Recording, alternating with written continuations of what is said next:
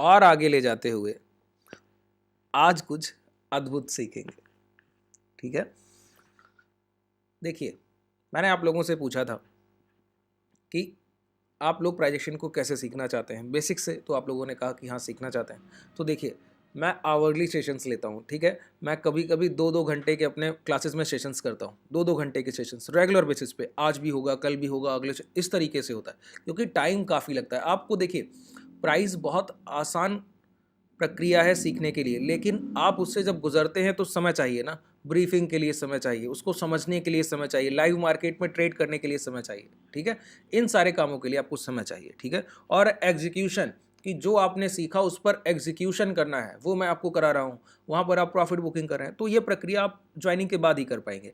लेकिन हाँ, फिर भी चीज़ों को साधारण स्तर से एक एडवांस स्तर तक ले जाने के लिए, उच्च स्तर तक ले जाने के लिए हम लोग कैसे आगे बढ़े, तो उसका ये पहला सेशन है। ठीक है, कि एक बेसिक नींव अगर प्राइस को देखने की रखनी है, कि आपकी मैं एक मूलभूत जानकारी स्ट्रक्चर इतना स्ट्रांग कर दूं कि कभी भी आप बाजार में देखें तो आपको प्राइस को देखने का तरीका ही बदल जाए। दूसरी बात, ऑप्शन बायर हैं, इक्विटी ट्रेडिंग करते हैं, तो ये तो पता है कि क्या ट्रेड करना है, ये कैसे पता लगे कि क्या नहीं ट्रेड करना है और कब नहीं ट्रेड करना है। तो बहुत सिंपल कॉन्सेप्ट है, बेसिक। मैं आपको बस इतना बता रहा हूँ कि हमारे ट्रेडर शुरुआती समय में जब ज्वाइनिंग करते तो उसके बाद बेसिक को कैसे सीखते हैं, तो उसका एक आपको मैं छोटा सा एक उदाहरण एग्जाम्पल दे रहा हूँ। ठीक है, कि जैसे आपने कभी प्राइस को नहीं देखा, चार्ट को नहीं देखा, और देखिए जो भी आपके डाउट रह जाते हैं, और जो आपने मुझको बताया कि आपको प्राइस को बेसिक से सीखना है, आपको प्राइस एक्शन नहीं देखना आता, चार्ट नहीं देखना आता, तो ये जो आप सारी क्वेरीज देते हैं, तो ये आप दे सकते हैं। नीचे डिस्क्रिप्शन में आपको टेलीग्राम और व्हाट्सएप ग्रुप का लिंक मिल जाएगा, उसको ज्वाइन कर लीजिए। वहाँ पर आपको कॉन्टैक्ट डिटेल्स मिल जाते हैं, कॉन्टैक्ट डिटेल्स अलग से भी हैं, उनको वहाँ भी आप बता सकते हैं, नीचे कमेंट सेक्शन में जाके वहाँ भी बता सकते हैं। ठीक है, और आपको पसंद आता है तो अपने मित्रगणों के साथ, फैमिली मेम्बर्स के साथ, सभी के साथ शेयर कीजिए। ठीक है, और सभी को सिखाइए। देखिए बाज़ार में बहुत से ट्रेडर्स मैंने देखे बहुत परेशानियों से गुजरते हैं। ठीक है, बहुत बुरा लगता है जब लोगों को मैं देखता हूँ कि उस कंडीशन में, उस दौर में वो अच्छी बात नहीं। ठीक है, किसी बहुत लोग इस तरीके से लोगों को गुमराह कर रहे हैं, वो कुछ भी बेहतर नहीं। आपको कुछ अच्छा करना है तो उनको कुछ अच्छी नीयत से सिखाने की कोशिश कीजिए, उनको शेयर कीजिए।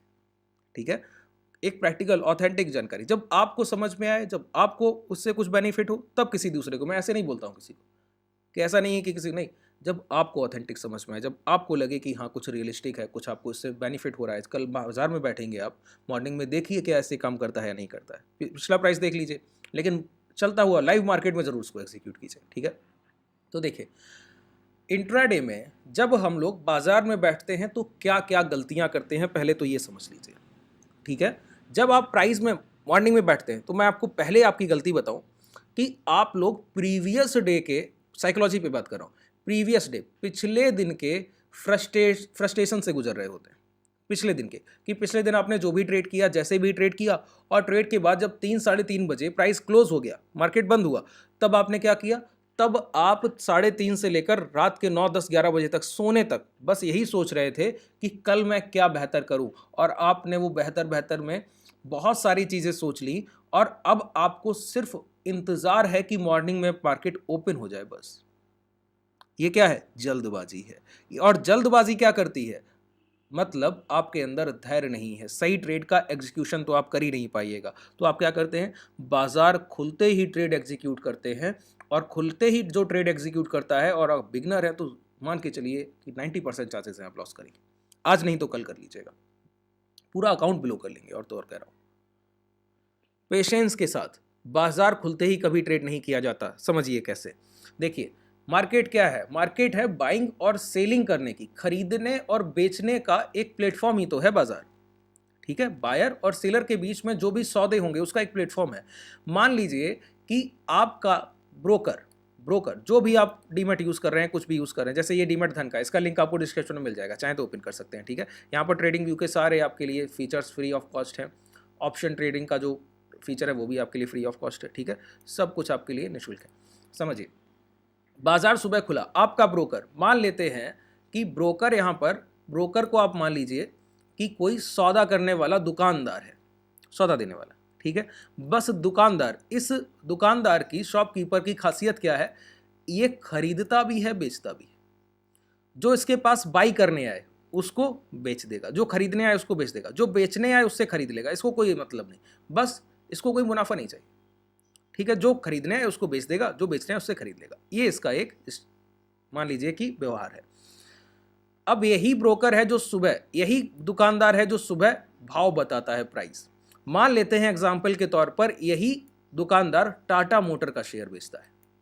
देखिए बहुत रियलिस्टिक अप्रोच, मैं आपको वही थ्योरी समझाऊंगा जो आपको कहीं भी प्रोफेशनल किसी बुक में मिलेगी, लेकिन तरीका वो होगा जो आप कनेक्टिविटी रखेंगे और जिससे आप चीज़ों को समझ पाएंगे, ठीक है, और आसानी से यूज़ कर पाएंगे, इंप्लीमेंट कर पाएंगे।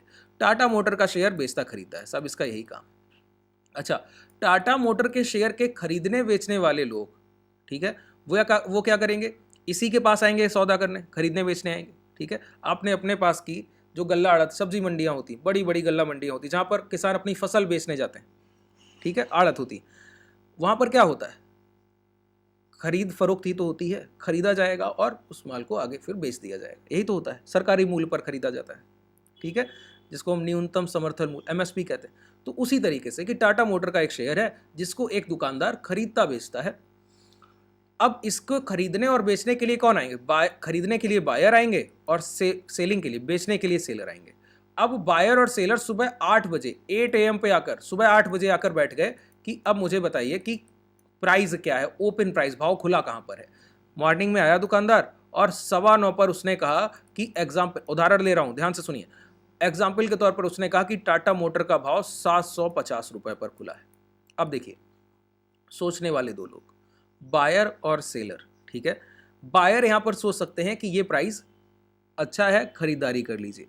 सेलर यहां पर सोच सकते हैं कि ये प्राइस बहुत अच्छा नहीं है, ठीक है, डिस्काउंट में नहीं है, हायर लेवल पर खुल गया है, तो इसको शॉर्ट कर दीजिए, कुछ भी कोई सोच सकता है।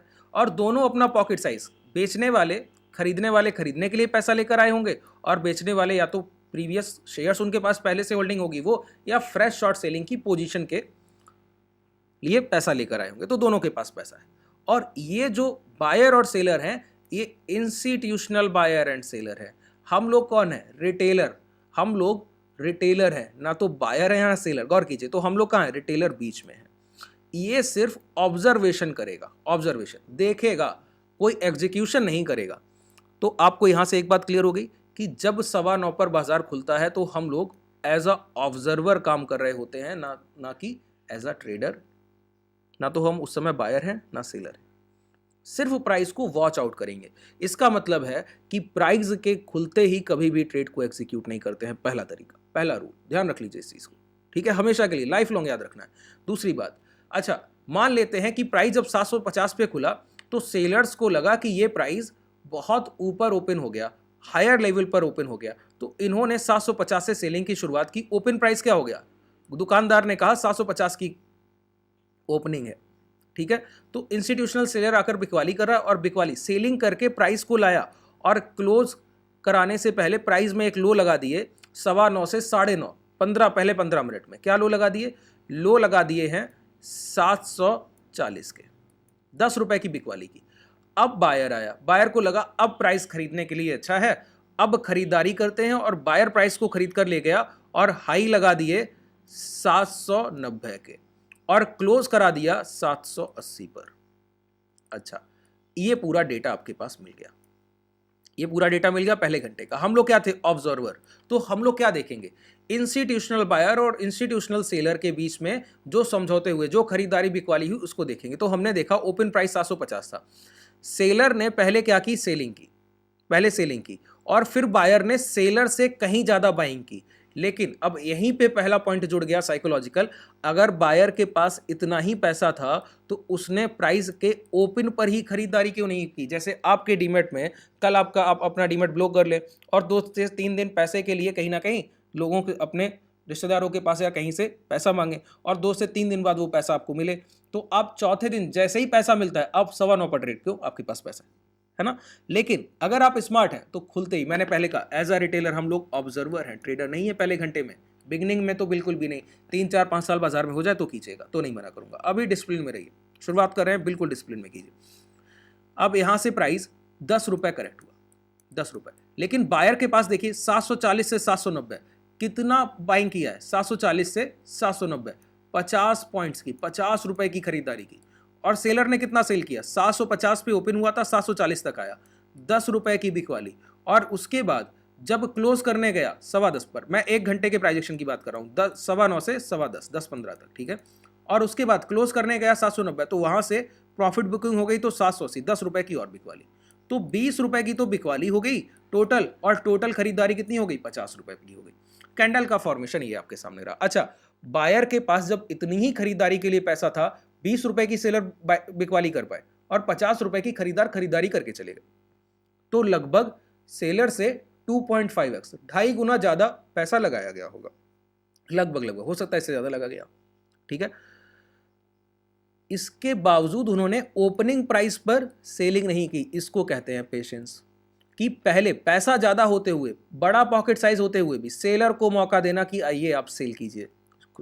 और फिर जब 10 रुपए की सेलिंग आ गई होगी तो उन्होंने, बायर्स ने प्राइस में 10 रुपए 15 मिनट में प्राइस गिरा, तो उन्होंने इनकी एबिलिटी का, क्षमता का अंदाजा लगा लिया होगा कि 15 मिनट में 10 रुपए की सेलिंग कर पाए हैं, तो अगर और बिकवाली कर लेंगे तो आगे के 15 या 45 मिनट और रह गए 1 घंटे में, तो 30 रुपए की और बिकवाली कर लेंगे। तो इतना उन्होंने पहले अंदाजा लगा लिया, इसलिए उन्होंने यहां से डिमांड उठाई और प्राइस को 790 तक ले गए। तो स्मार्ट कौन है, बायर। क्यों, उसने बाद में एक्ट किया। आप लोग WWE देखते हैं, जॉन सीना की फाइट नहीं देखते, एक बार देखिएगा क्या करता है बताइए। उसके जीतने का तरीका आपको पता है, पेशेंस, धैर्य। पहले सामने वाले को थका दीजिए, एबिलिटी को ही तोड़ दीजिए, क्षमता को ही खत्म कर दीजिए। जब वो थक जाए तो लास्ट के 2 मिनट में मैच खत्म होता है सर, ठीक है। और कभी कोई फाइट मैंने कभी नहीं देखा रोमन रेंज के अलावा किसी से हारते हुए, बीट होते हुए, डिफीट होते हुए मैंने नहीं देखा, ठीक है। तो क्या लास्ट के सेशन में, अंतिम समय में बाइंग उठाना।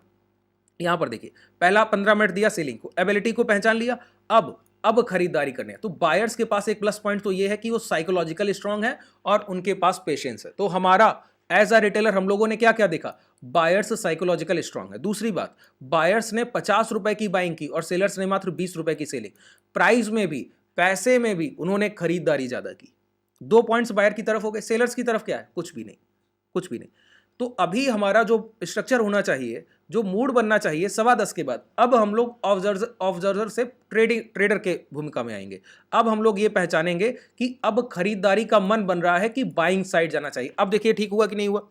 9:15 पर आपको कुछ नहीं पता था बाजार में क्या होगा, लेकिन एक कैंडल पहला क्लोज होते होते जिसमें एक अच्छा बॉडी साइज है, बायर दिख रहा है, तो अब ये पता लग गया कि ट्रेड क्या करना है, बायर की तरफ जाना है। लेकिन कब, मैं आपको सिर्फ एक बात कहता हूं, अब पूरा देखिए, यहां पर 15-20 मिनट का सेशन, मैं फिर भी ज्यादा समय ले रहा हूं, तो आपको मैं उतना समय नहीं दे सकता यहां पर। तो मैं आपको एक formation HBB, high break by बोलता हूं ना, हाई ब्रेक बाई, मतलब अब आपका बायर साइड मूड बना है, अभी खरीदारी नहीं करनी।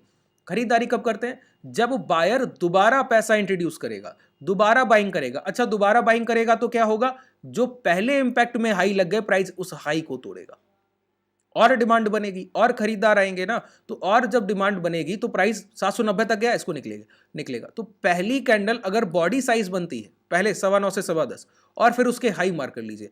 जब भी उसके हाई निकलेंगे तो आप लॉन्ग कर दीजिए, आप देखिएगा आपको लॉस नहीं होगा। और स्विंग लो का स्टॉप लॉस रख लीजिए, स्विंग लो का स्टॉप लॉस रख लीजिए। देखिए कैसे मोमेंटम आता है। बात क्लियर हुई इस तरीके से। अब इसके लिए कितना ही टेक्निकल होने की जरूरत है बताइए। अब यहां पर देखिए, पहली कैंडल का फोर, आज का ही प्राइस देख लेते हैं, बहुत दूर नहीं जाते हैं। ये प्राइस है आज का ये प्राइस है, ये प्राइस देख लीजिए। ये प्राइस क्या है, बहुत ध्यान से समझिए, ये प्राइस क्या है। यहां पर देखिए, इस प्राइस में OHLC, देखिए OHLC 47,805 की ओपनिंग थी बैंक निफ्टी की आज की, ठीक है। 47,990 के हाई लग गए,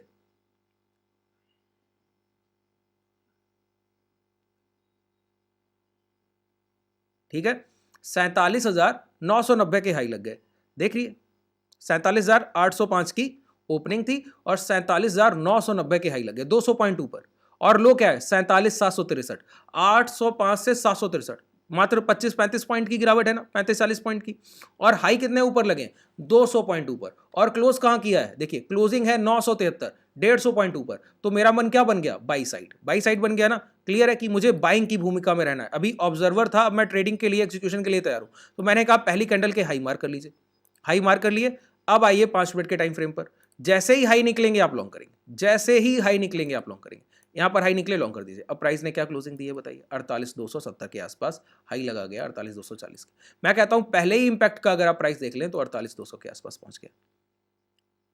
बात क्लियर हुई? अच्छा, अगर कैंडल बन जाता कि इस तरीके का एक फॉर्मेशन ग्रीन हो गया लेकिन हाई नहीं निकला, तो मेरा मन तो बना था बाइंग का, लेकिन जब तक हाई नहीं निकलेगा तो मैं एग्जीक्यूशन नहीं करूंगा।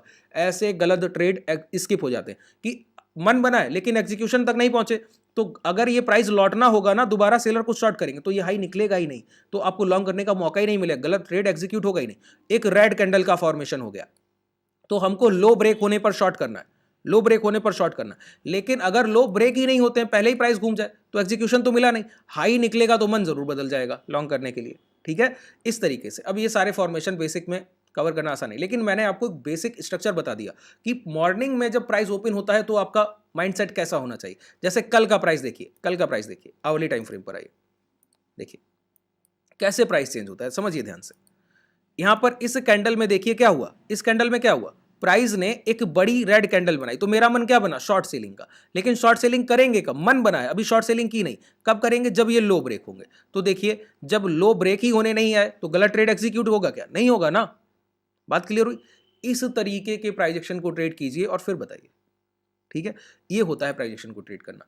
और कोई भी डाउट रह गया हो तो मैंने आपको बताया, डिस्क्रिप्शन में आपको लिंक मिल जाएगा टेलीग्राम व्हाट्सएप का, वहाँ ज्वाइन कर लीजिए, वहाँ पे आपको कॉन्टैक्ट डिटेल मिल जाएंगे, वहाँ कॉन्टैक्ट करके आप सारी अपनी परेशानियाँ पूछ सकते हैं। ठीक है, और कोई अगर डाउट फिर भी रह गया तो कमेंट सेक्शन में जाकर भी आप लिख सकते हैं। चलिए, शुभ रात्रि, धन्यवाद।